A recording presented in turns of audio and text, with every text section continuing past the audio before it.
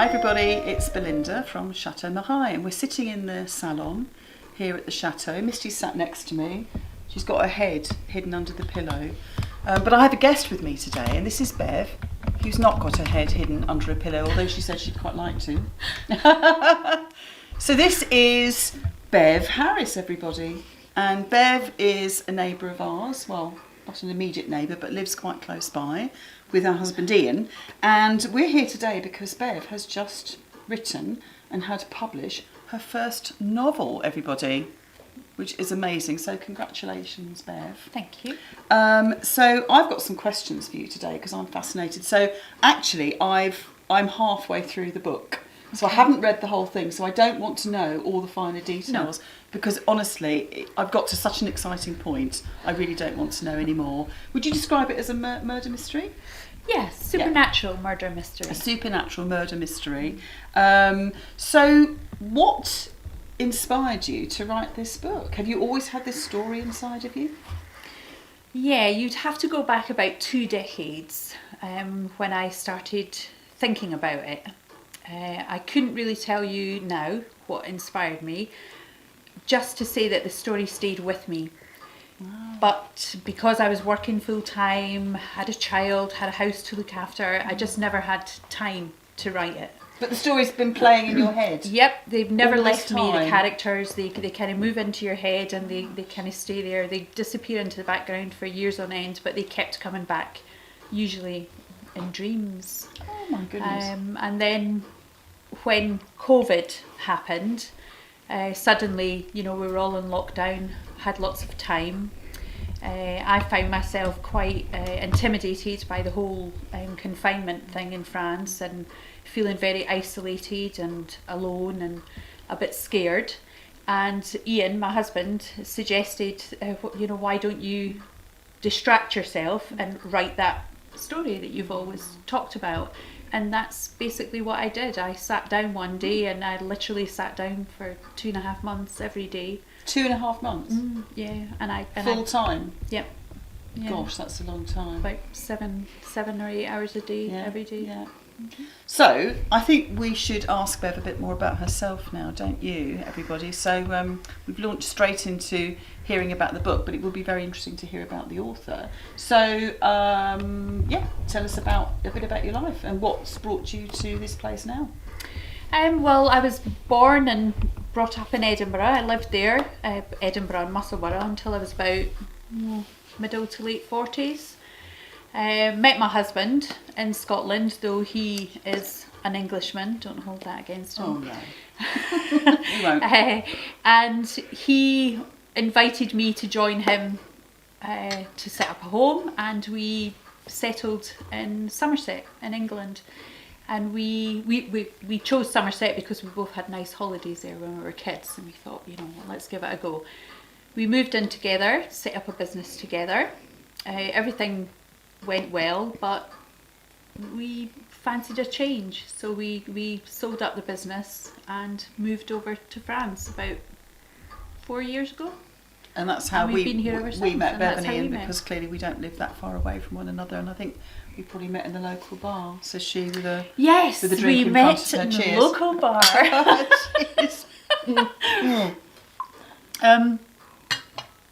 So you've said it took you 2.5 months. Yes. And that you were writing every day. My goodness me. So just to get a little bit into the nitty-gritty of the book, because from what I've read of it so far, it's beautifully described. So, for example, the action takes place in Tanzania. Is that how it's pronounced? Tanzania. Tanzania, that's right, in Africa. Yeah. So have you ever been there? No. How on earth do you know so much about it? Well, research mainly, but several years ago, myself and Ian went off to South Africa. And we spent a month there, and we lived and worked on a rehabilitation centre for animals. And that where that comes from, yes. The inspiration for that part of the book comes from real life. And we spent some time on a safari lodge, and we did the whole game drives and safari thing, and it was really fun and really exciting, and I recommend Africa to anyone because it's a fabulous place to go. And again, that added to this need that I had to write this book. And though it only took me 2.5 months, it's been with me for so long. I had it all sort of mapped out in my head, which is why I managed to do it so quickly. So how about the characters? So are they taken from real life? No. They're from your head? Yeah, I think I do. You know, things happen, you see things, you hear conversations, or you take part in conversations, people talk about things. Influences are all around us all the time, and I will draw from real life whenever it sort of suits the need that I have. But nobody in particular I couldn't point a finger at someone and say, you're my inspiration. That's probably for quite that a good character. thing, isn't it? Because if somebody, yes, exactly. They're fictional. So you can do what you fictional like people, with these and you people. can do what you want with them. Yeah, you can abuse them. You can tickle them until they die laughing. So the book's called A Conspiracy of Cats, and actually, I haven't read much about cats yet. I haven't got to a point about cats yet. No. But I mean, do you like cats? Is that why you've included cats? I love cats. I've had 2 very long-lived cats, which I absolutely adored. Sophie and Daisy. And Daisy came over to France with us and unfortunately left us last year. Yeah. But I do love cats, love dogs, love cats, love animals in general. Cats. My first cat in particular, Sophie, was such a huge personality. She wasn't an aloof cat. She was the kind of cat who ran up to greet you when you came home at night. So she was more like a dog in that sense. She had a more sort of dog interaction with us, and she wanted to know sort of where you'd been, and she wanted to go with you when you were going out. And she was just a huge influence on me. And I had her for 21 years, and 21 years. Yeah. So in a way, there's an old cat in the book called Imelda, and Sophie is kind of So if there was any character in the book, it's Imelda the cat. Yeah. So you talked earlier on, Bev, about these dreams, basically. So you've had, the stories come to you in your dreams. So how do you write it down? How do you capture it? Oh God. Sometimes I would get stuck on something and I wouldn't know how to get a character from A to B without sort of tripping myself up. And I would just, I would carry on and I would write and I'd be like, oh God, that's not really inspiring. And then I would go to bed at night and sleep, and I would literally, whether I had dreamed it, I'm not really sure. But sometimes I'm sure that I dreamed things because I would waken up immediately afterwards. What, during the night? Yes. So then I would grab my smartphone, get on the notebook, and I'd be like, quick. Or I might get up completely and just go downstairs, and I try to avoid that though because the dogs think it's time to get up and they definitely want to go out for a pee in the middle of the night. But sometimes I would waken up in the morning and I couldn't recall a dream as such, but I would know the answer. I would know exactly how to get the character from A to B. Gosh. And I couldn't wait to get back onto the laptop and just get it all down. Couldn't type quickly enough to get it all out. Have you ever felt that this was work? No. That's brilliant, isn't it? It's just fun. So you just thoroughly enjoyed yourself? I mean, I worked in the theatre for 15 years, backstage, doing theatre productions, and it is the best job ever. Every day, every night, really. I looked forward to going to work because it was fantastic. It's make-believe. Yeah. And writing is make-believe, and it's lovely to be able to do something like that. It is fantastic. So you've written your book, you wrote your book. So how did you actually go about getting it published? Well, first of all, I needed a husband. You had one of those. Yeah. Well, I had one of those, and he was busy on his laptop when I was in Comunicado because I was too busy with my characters. And he would say to me, you need to send this out to a publisher. But I was always sort of self-editing and polishing and just making little tweaks, here and there. And I would say, yeah, I'll do it tomorrow, I'll do it next week. But I never did. But Ian went online, and he found me a list as long as my arm of publishers who are accepting submissions. Wonderful. And basically you go online, there's a submission process. It's the synopsis is the big horror, because you have to sum it all up in 500 words. And you send a synopsis along with a cover letter and a PDF of your work, and then you wait. So how long did you have to wait? Golly, about 3 or 4 weeks. Okay, and which is quite good. They accepted it straight away. We had back and forward email conversations about what I had, why they were interested in it, and it's complicated because then it became quite cold and businesslike. Which I'm not really very good at, so it was a bit. But you're very good at writing novels, you see. So. And my husband's really good at that, so he sort of helped me with that. What, being side cold of in it? business? Contracts and all the jargon. I know. The jargon. You're just like, what's this? Anyway, but a lot of other publishers, 2 different publishers got back to me. But weeks later, one about 8 weeks and one I think it was about 3 months later, both offering me a deal. But by then I had already signed a contract, so it was just like whatever. But it was really nice to get that more other than people one. had said that they enjoyed the story and they were interested in turning it into a book. So, what next? Have you got more books in your head? Written? Yes.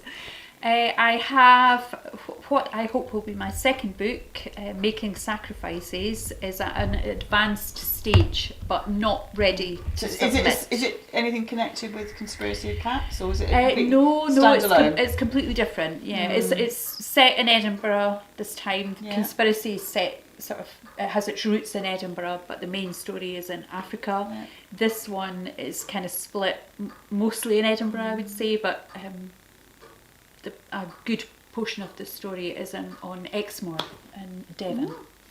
Okay. So I'm about halfway through the book, Bev. I'm not going to say the point I've got to, because that will give the plot away to all of you who are going to buy this book.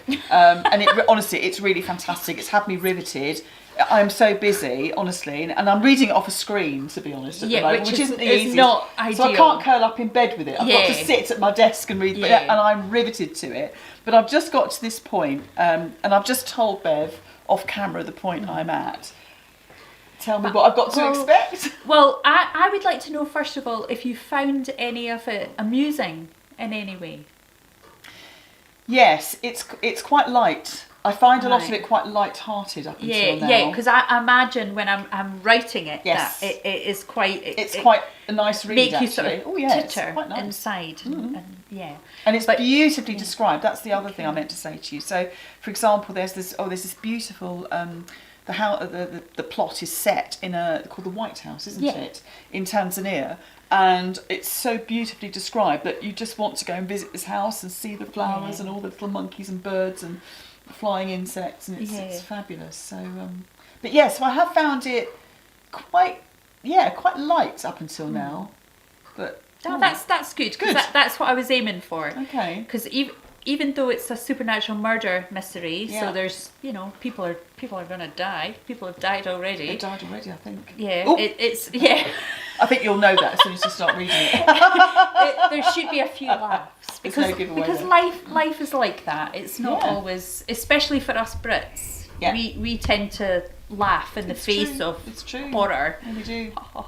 Yeah. So that's what I was aiming for. That you should, but you are in for a real shock. I'm really excited. Yeah.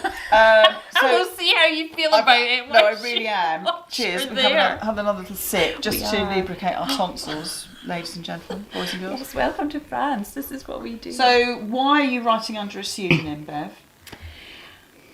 Well, BC are my initials and Harris is my married name. Yeah. So it's sort of a pseudonym. But the reason that I've gone for the initials is because I don't want to alienate male readers, really. to sort of remove my gender means that men are probably as likely to pick up the book as women are. Definitely.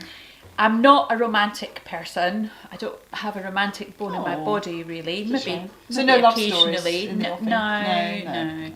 I prefer. No, I don't do love stories. I don't do romance or chick flicks. You do them in real life, with Ian. But I don't. That's not me, and it's not a book for women. No, it's not. I mean, I'm reading it now. It's a book for anybody. Absolutely, I would say that. And it's really great. 15 to 80. There's a bit of swearing in it, bit of murder. There's no sex really, but it's it's not for the faint-hearted. What would be your idea? So you've written this novel, and it's soon to be published. So what would be your idea of success? What's a measure of success for you now? Oh, golly. I would love to see my book or books in a bookshop window or in a display. Oh. I don't care where. Really? I don't care how big the bookshop is. Oh. I would just love to see my books just there in front of a potential customer, either walking past the shop in a window display or inside the shop. So the title of your book, Conspiracy of Cats. Now, I'm reading it, as I said, I'm halfway through-ish, and I'm not reading a lot about cats. So I love cats, but so this is not a book for cat lovers, is it? Particularly? Not really. No. Cats are... Don't get hung up on the title. I was going to say that, It's not a book about cats. No. It is a story that depends on the existence of the cats within it, because they are extremely important to the plot. I haven't got that far. Oh, Bev, honestly, I'm so enjoying the book, and it's been an absolute pleasure chatting to you this evening. Thank you very much. And we wish you every success, don't we, Lee? Absolutely. I've been behind the camera listening to this with great fascination because Belinda's copped the book first. And I can't wait to read it myself. And I was hoping I wasn't going to get any kind of spoilers, and didn't. So I'm really pleased about that. The next Ruth Rendell, maybe. She's one of my favourite authors. Seriously, she is actually probably my favourite author of all time. So this could be the next. So B.C. Harris, watch out for Conspiracy of Cats. You saw it here first. Look out for B.C. Harris. So that was me interviewing B.C. Harris. This is a first for me. I've never interviewed an author before. Thanks for bearing with me. Hope you've enjoyed our latest vlog. We appreciate your support so much. Honestly, thank you very, very much for watching us. And this has been a bit different. So we'll see you next time. Probably cooking next time. Bye from Chateau Mareuil. I'd just like to say one thing, that there's a always has to huge amount of literary and artistic talent in the area that we're fortunate enough to live in, and Bev's just one of those people. So please keep watching. Bye for now, everyone.